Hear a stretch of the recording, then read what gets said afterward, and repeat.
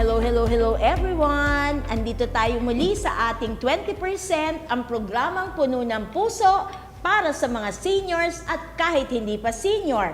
Pero for this afternoon, kasama natin ang nag-age reveal na siya ay isa ng senior citizen at isa talagang lumalaban sa buhay at ang kaakay niya ay ang Diyos. Kaya bagay na bagay ang mga naging kwentuhan natin nung nakaraang mga Lunes dahil ang ating tinatalakay ay helping hands and hoping hearts. Walang iba kung hindi si Miss Loida D. Garcia.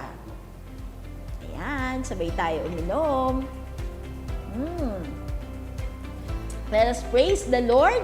And give Him thanks. At ngayon ho, maganda ang ating talakayan. Meron tayong isang modelo na helping hand and hoping hearts. Siya yung isang nanay ng isang saint. So in a few days from now, si San Agustin at si Santa Monica ay magdiriwang ng kanilang kapistahan. Kaya ngayon, we also give honor to Saint Monica. Being a mother, siya ay modelo ng pag-asa. Kasi parang kahit wala ng pag-asa nun yung anak niya, abay kamukat-mukat mo, hindi lang na-convert, kung hindi naging santo pa. So ngayon naman ay pag-usapan natin na si Sister Loida ay hindi lamang taong gobyerno, no? Nagsilbi ng 37 years. Tapos masugid din naman siya na promoter no, ng Handmaids of the Lord. At huwag niyong kakalimutan yung mga panahon na binuli-buli siya, nung maliit siya, di ba? Pero ngayon, fast forward tayo. Kumusta ka na ba ngayon? Retired ka ba o napilitan kang mag-retire? Bali, parang napilitan kasi dapat at the age of 63, doon ako nag-retire, hindi na inabot ng 65 kasi nagkaroon ako ng karamdaman. Cancer patient ako. Tapos, nakikita ko na hindi ko na kakayanin pa yung trabaho. Diyan, nakakahiya din naman hindi mo na magawa yung dati mong trabaho. Plus, yung sa sakit mo, talagang hindi ka dapat na nai-stress. Kaya kailangan talaga pahinga, saka yung treatment na gagawin sa akin that time o yung ginagawa, kailangan talaga bedridden ka. Okay lang bang pag-usapan natin kahit malungkot yan no? Pero gusto kong balikan natin yung unang araw na nalaman mong, yes, you are a cancer patient now. Oo, grabe. Normally kasi sa family namin, ang kinamamatay nila is heart attack sa puso. So parang sabi ko, siguro ako, kung mamamatay ako, ganun din. Kaya ang pinag-iingatan ko o yung mga gamot na naiinom ko, para sa puso Sa puso, high blood, cholesterol, etc. Tapos nagulat ako, bakit kaya parati ako nirarayuma? Sabi ko, ba't ang sakit ng joints ko? Sabi ko, ba't ganito? Ang aga ko namang rayumahin, arthritis or no? Sabi ko, hanggang sa binibigyan ako ng gamot na nawawala din, tapos bumabalik. Hanggang sa nung bandang huli before na ma-detect yung aking karamdaman, nararamdaman ko parang gumagrabe ba. Dumating po yung pandemic, nag-COVID, nasa bahay lang tayo, work from home. Nag-slide ako sa sahig. Sabi ko, ba't hindi gumagaling yung pain? Ang dami ko nang iniinom na gamot. Hanggang sa walang tatanggap na ospital. Lahat COVID, ng pandemya. COVID kasi, halos full pack lahat ng mga ospital. Ang mga doktor puro dun sa teleconference, na parang ang hirap magsalita, ang hirap makipag-communicate sa kanila. Tinuro ni Lord yung isang tao na anak ng isang taga-COA na nag-work sa hospital na to. Sabi, subukan po ninyo tita, sabi na pumunta dito at i-check natin kung baka kaya naman nilang tignan na papakiusap ko na yung gamit sa hospital hindi ipagkait kahit na pandemic. Ngayon, recommend ako na magpa-x-ray. Tapos, nung dala ko yung x-ray ko, ganyan, mga laboratories, ganyan, pagpunta ko dun sa doktor na siguro espesyalista sa ganito, hindi siya naniwalang arthritis agad Sabi niya, parang umiiling siya. Tapos hindi na ako makahiga. Tapos sabi ko nga, nadapa ako, sabi ko, akala ko nag-slip disc ako, yung naglihis ba yung sa balakang, yung buto sa balakang. Tapos, sabi ko, Dok, baka ho sabi nila, baka daw ho slip disc. Slip Sabi disc, kong ganon.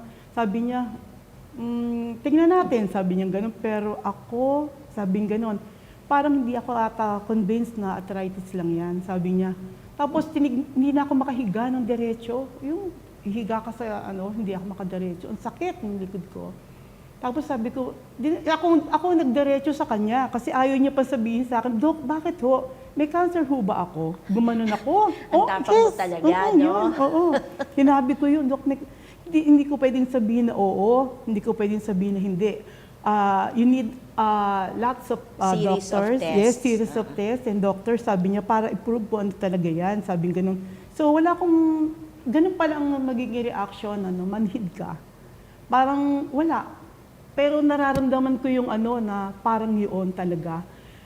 Hanggang sa na-hospital ako, na-confine ako, kasi andun papunta na dun yun Binayopsy, tapos nagpa-MRI ako. Tapos marami pang cancer test ang ginawa sa akin ng aking hematologist na talaga yung specialista doon, na nirecommend din ni Doc Sani, na yun ang mahusay na doktor para sa case ko, na talagang na-prove na may cancer ako, multiple myeloma o cancer of the bone marrow, na kaya sobrang painful yung nararamdaman ko kasi buto na yung sa akin buto yung naniniwala ba kayo na ito yung bed ko? Hindi ako makapunta sa kama ko. Ito na yung edge niya, hindi ako makapunta sa kama ko. Ang sakit ng galaw ko. Sabi ko, Lord, ayoko na. Tapos ito yung kumuod ko sa harapan ko lang. Bago ako makaikot dito, siguro hindi lang 30 minutes Sa sobrang sakit ng nararamdaman mo, para ka makaupo doon sa harapan, parang imposible mangyari. Sabi ko, ganito na lang ba ako habang panahon? Sabi ko, parang kung ganito, ayoko na. Sabi ko, hindi ko lubusang akalain na makakasurvive ako. Kasi that was pandemic time is 2020. 2020. Tapos na-detect ako July. So first wave yung 2020 na yan. Oo. After lang yan ng wedding na anak ko ng December ng 2019. Tapos mga January, February, naramdaman ko na yan Hanggang sa na-detect siya, July na.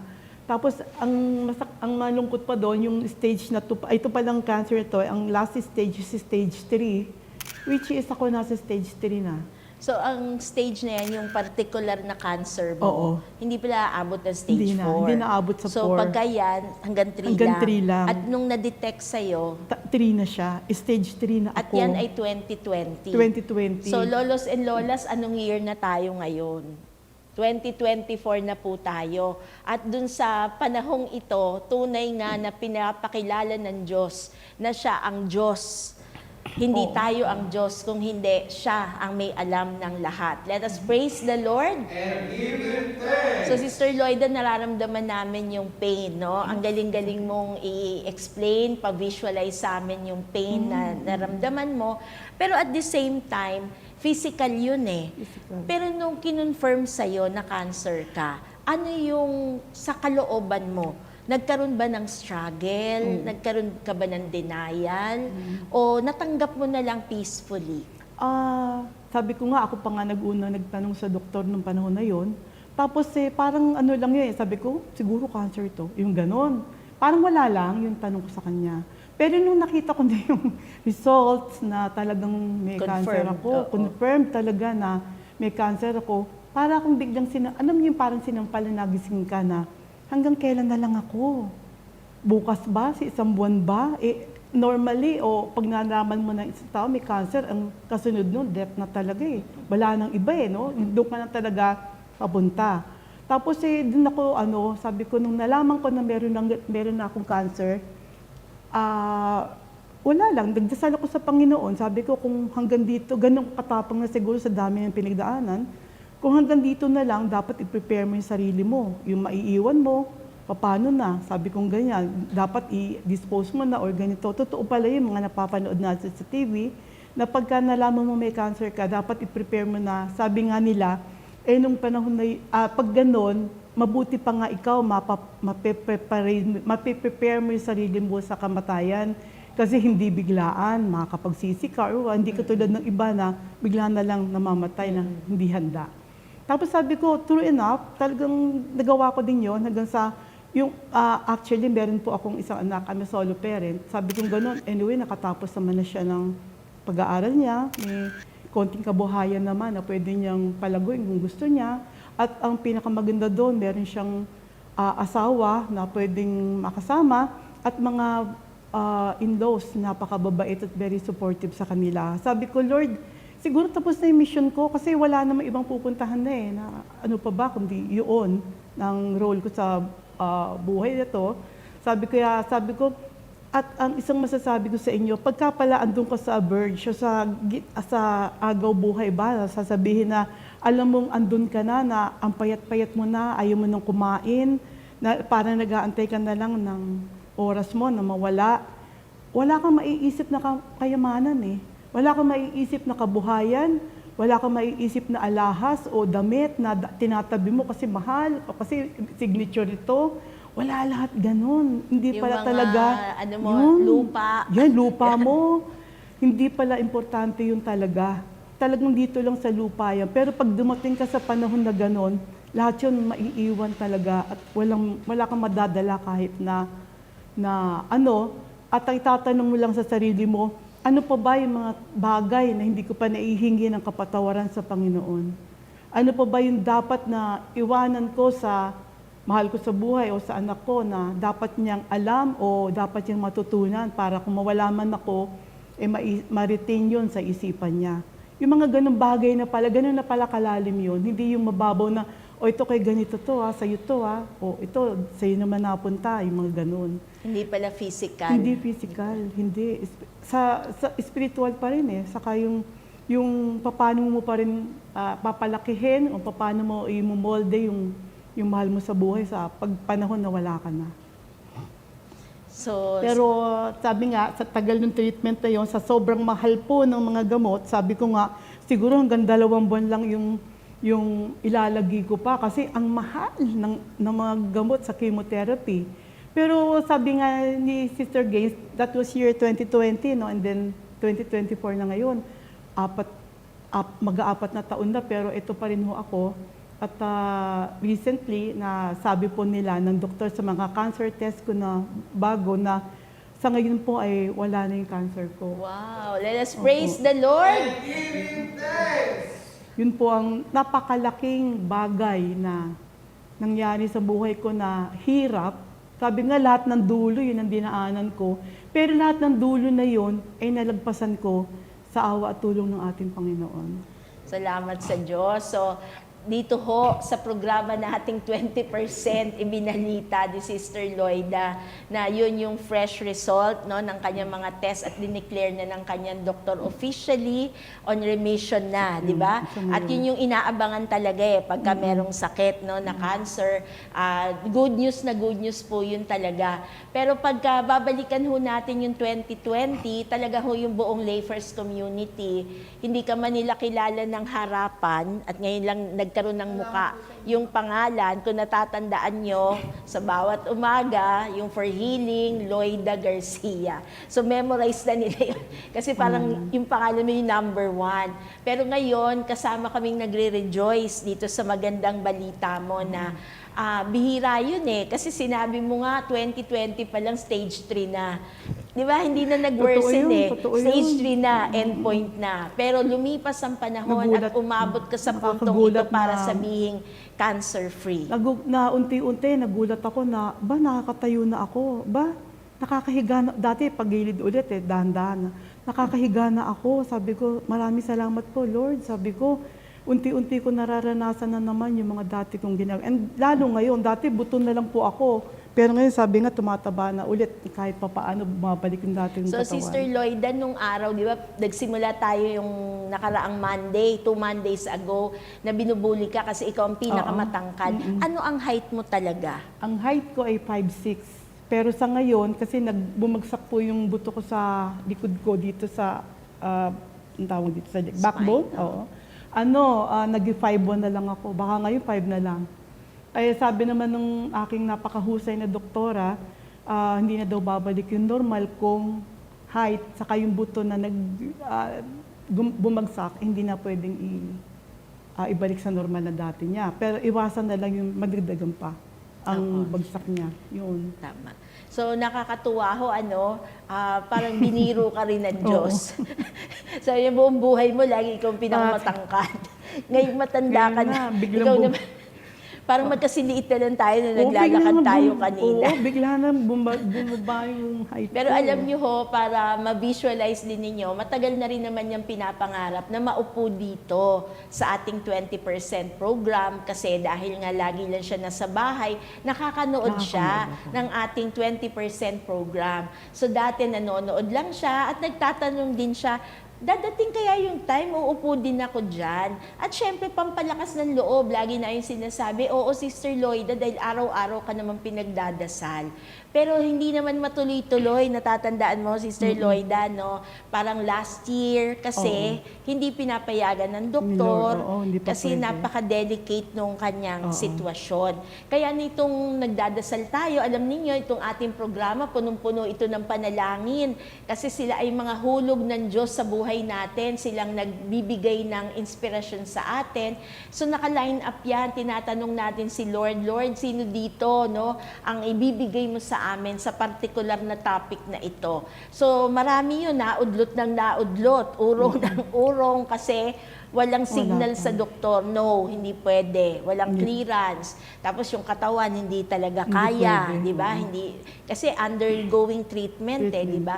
Pero ngayon nakita niyo naman buhay na buhay at talagang nataon, no, napakagandang biyaya talaga na ibigay sa atin yung hope na yon. Kaya yung puso dapat umaasa talaga no, na merong Diyos at kaya niya ibigay sa iyo. Pero nung pinagdadaanan mo lahat yan, biglang problema lahat yan. Physical, financial, emotional, spiritual. Pero bakit mo sinisikap pang mabuhay sa bawat araw? Sabi ko nga gano'n, ang hirap ng pinagdadaanan ko, sabi ko nga, na sa sakit na nararamdaman mo, parang ayaw mo na talaga, gusto mo mawala ka na, hanggang sa dumating pa ako na, yung mga tanong na nasubukan ko yan, bakit ako? Kung sino pa yung nagsiserve, parang bakit ganun, Lord? Pero humihingi rin ako agad ng kapatawaran na nasabi ko yun. Minsan kasi yung hirap wala kang ibang masabi kundi ganun. Pero katapos noon, sasabihin ko, Lord, sorry dala lang yun ng pinagdadaanan ko. Alam ko naman na may dahilan lahat ng ito. Tapos nagulat na lang ako na unti-unti makakabangon ka, makakabawi ka sa lakas sa'yo na hanggang ngayon nga nagugulat ako. Dati naka-brace ako actually bakal yun, yung brace ko. Hindi ako makadiretsyong ganyan. Pero ngayon, sipin nyo, wala na. Nagagamit ko itong aking damit o itong sitwasyon na to na hindi ko suot yung brace ko. Na pwede na ulit ako maglakad kahit papano na unti-unti na nakabaston lang, naka-cane lang ako. Dati naka-walker ako, yung hindi ko talaga pwedeng lumakad ng hindi yung balansyado.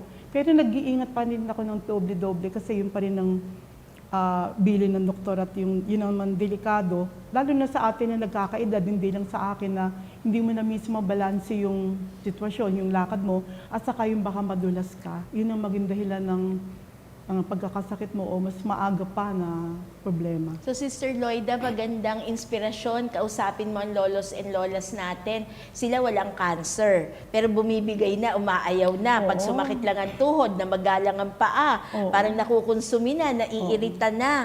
At meron din naman tayong mga iba na matatanda na may mga sakit na, kaya may maintenance na.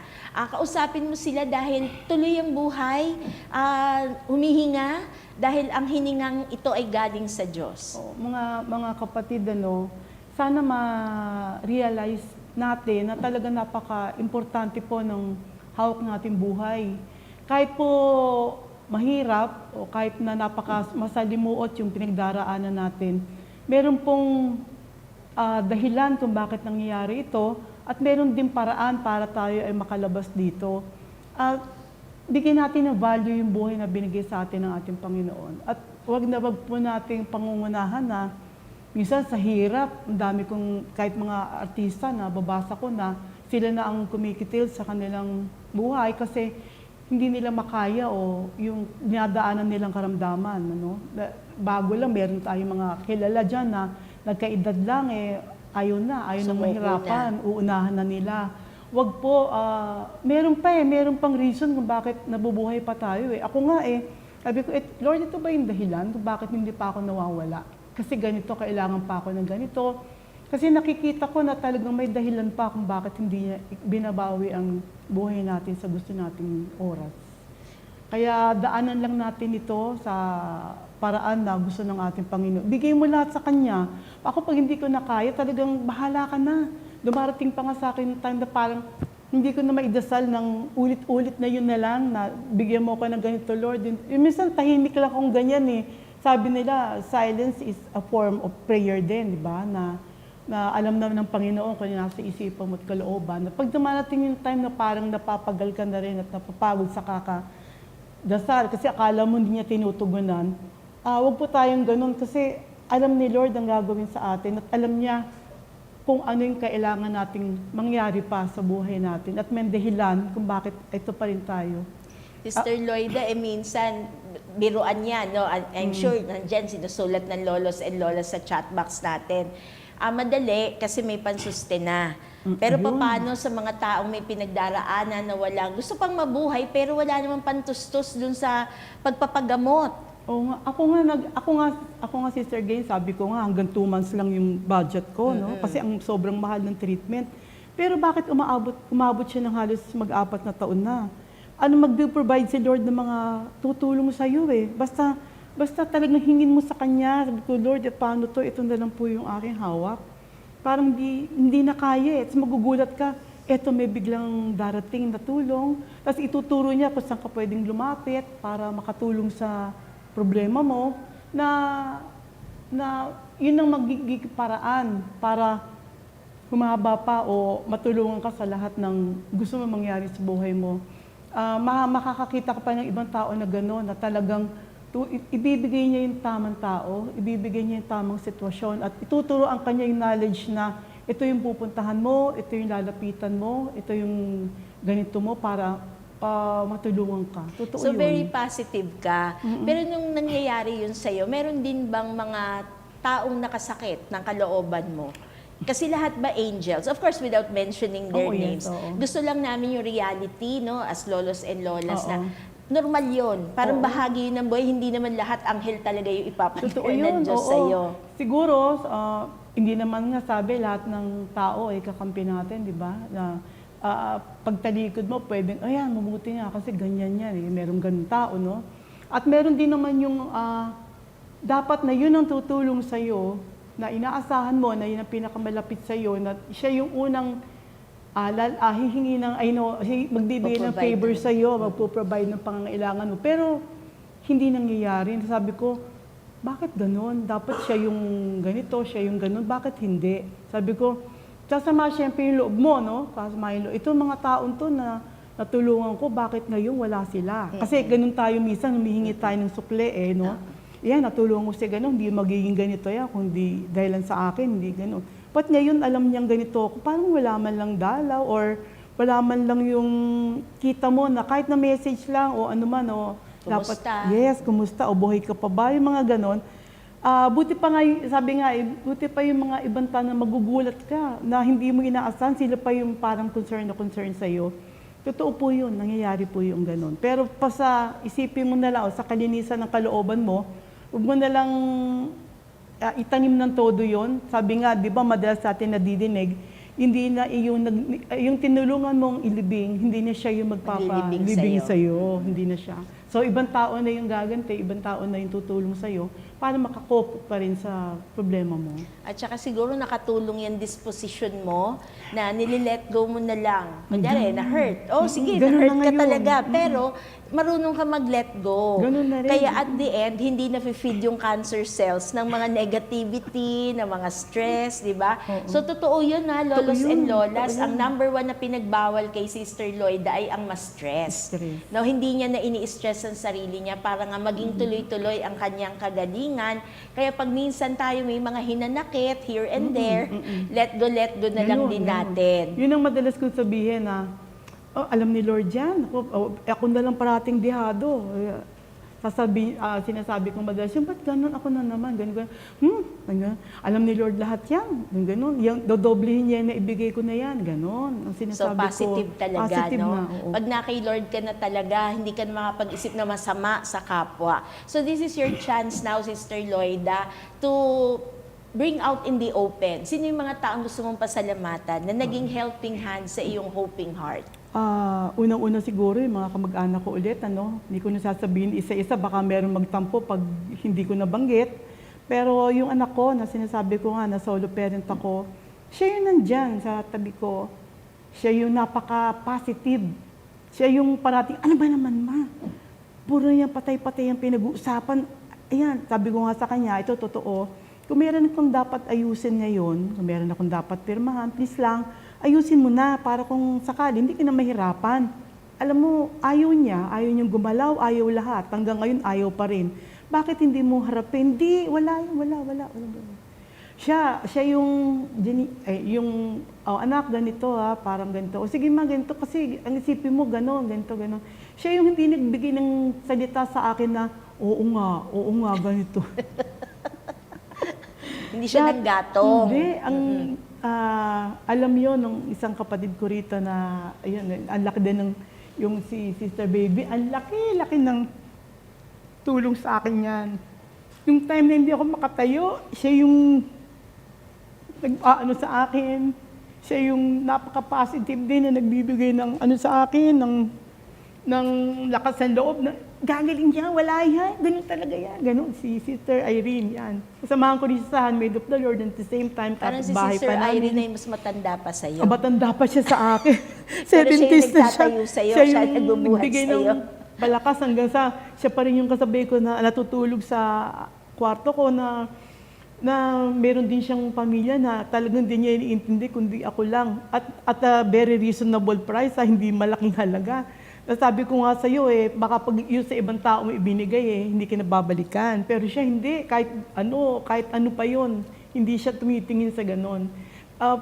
Gusto ko rin pasalamatan yung lay force, na sabi nga nung una pa lang, sinasabi na araw-araw ka namin pinagdarasal ate, ganon. Sabi ko maraming salamat kasi prayers talaga na ang talagang number one dyan yung mga binibigay lang ng ating Panginoon ng mga tao na dapat mong lapitan o nagiging instrument yung mga doktor mo, yung mga tumutulong sa'yo, yung gamot na iniinom mo. Pero lahat yun ay galing sa ating Panginoon. Pero tama yung mga taong itinuro niya para tumulong sa'yo na makakatulong din sa sitwasyon mo.